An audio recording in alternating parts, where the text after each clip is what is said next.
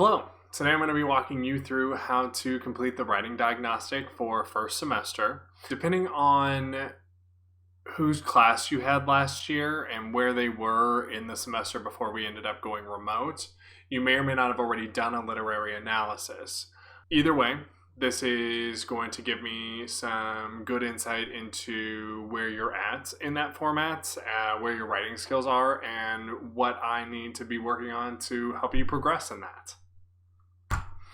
Now, the most important step for writing a literary analysis is reading the text that you'll be analyzing. So for the purpose of this diagnostic, we're going to read Where Are You Going? Where Have You Been? By Joyce Carol Oates. If you haven't already read that story, go ahead and stop this video, go to the story, read it over. I've also provided an audio version and a short film that is pretty accurate to the actual story, if I do say so myself.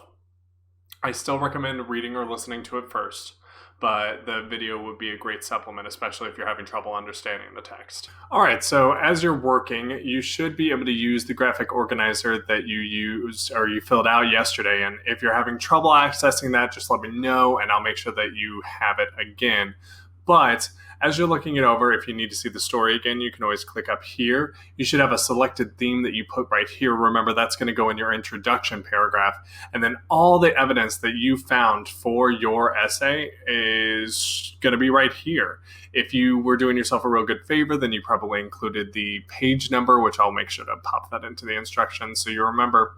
And don't think that 4 is like the maximum or minimum. This is just like, I wanted you to have some space. Feel free to put as much evidence as possible. You'll see tomorrow when I give you an example of a literary analysis, I have tons of evidence. I don't use all of it, but I have a lot for the theme that I chose because I chose a really standout theme, and it was very, very obvious throughout the story. If you chose a sketchier theme, you might have a little less evidence, but if you can't find at least 4 good pieces of evidence, you should probably choose a different theme. That's a good red flag for your theme. Now, at this point, everybody should have read the story, and wasn't it just horrifying?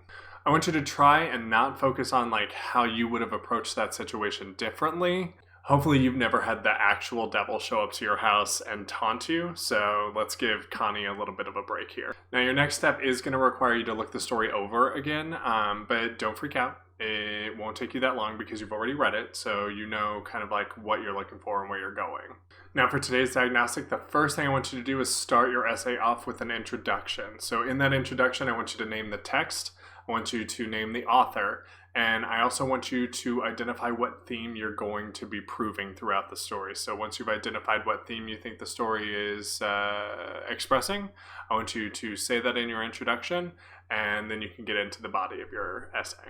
Now, once you get into the body, I do want you to start proving that that theme exists in the story by providing evidence from the story. So you're just really going to be you can actually copy and paste sections of that story. Make sure to put it in quotation marks so that I know that it's quoted material, but you can literally pull it from the story, plop it into your essay, and then explain to me how that proves the theme that you've chosen for this essay. Once you've gotten through the body and you've provided all of the evidence you can to prove that that theme exists, I want you to conclude your essay. So a good conclusion generally answers the question, so what? In the context of a thematic analysis like you're doing, the idea of so what might just be how can we learn from this theme? If it's a universal truth, then we should be able to apply it to our lives as well. So what do I do with this new information? How should I live my life differently now that I know this information if I didn't already? Now, once you've written an introduction, some body paragraphs, and a conclusion, I want you to go ahead and submit that essay to Google Classroom, and you are done for the day. If you have any questions, feel free to message me on Hangouts or shoot me an email through Gmail. I'll also have Google Meets open all day because I want to be available for you today. I know it's going to be kind of a tricky process with writing an essay without me giving you a lot of guidance first, but that's how diagnostics work. So I'll stay on Google Meets. I'll send the link. It'll be in the slides, and it'll also be posted to today's Google Classroom assignment. So if you need anything, make sure to check there. Pop in, ask me whatever questions you have. I will answer as many of them as I possibly can and help you as best I can. So thank you. Have a great day, and let me know if you need help.